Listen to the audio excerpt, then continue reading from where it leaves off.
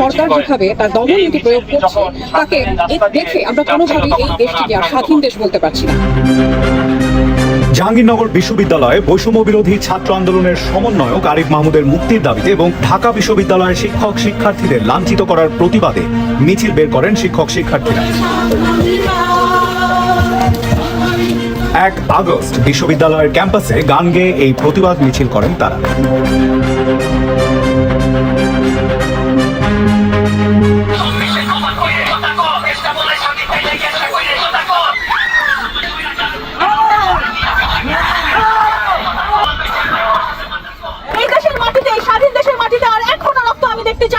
এভাবে চলতে পারে না।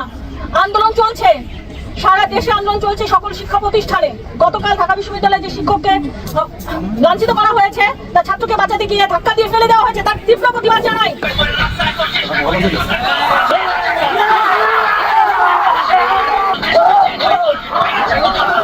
যারাই নির্দেশ দিলেন তারাই আবার নাকি কান্না শুরু করেছে, অর্থাৎ আমাদেরকে দুটো গরু দান করছেন তারা। কি প্রহসন আমরা বসবাস করছি এখানে। এই আক্রমণকে আমাদের প্রতিরোধ করতে হবে। সারা বাংলাদেশে গতকাল আমি ঢাকায় গিয়েছিলাম, আমরা অনেকেই সেখানে আমরা দেখেছি হাজার হাজার ছাত্রছাত্রী কিন্তু রাজপথে আছে। চট্টগ্রামে গণ অভ্যুত্থান হয়েছে, সিলেটে হয়েছে, কাজে ভয় পাওয়ার কিছু নাই।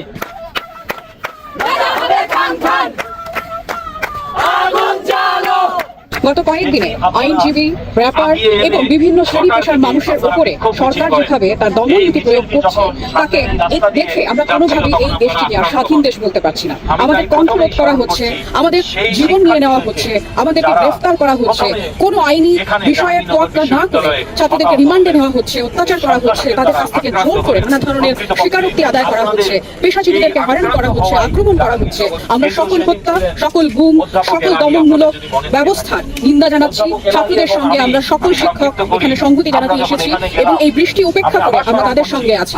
আমাদের এই প্রতিবাদ চলবে, জারি থাকবে যতক্ষণ পর্যন্ত না আমাদের সঙ্গে হওয়া অন্যায়, ছাত্রদের সঙ্গে হওয়া অন্যায়ের সুবিধা আমরা না পাচ্ছি, ততদিন আমাদের এই প্রতিবাদ জারি থাকবে।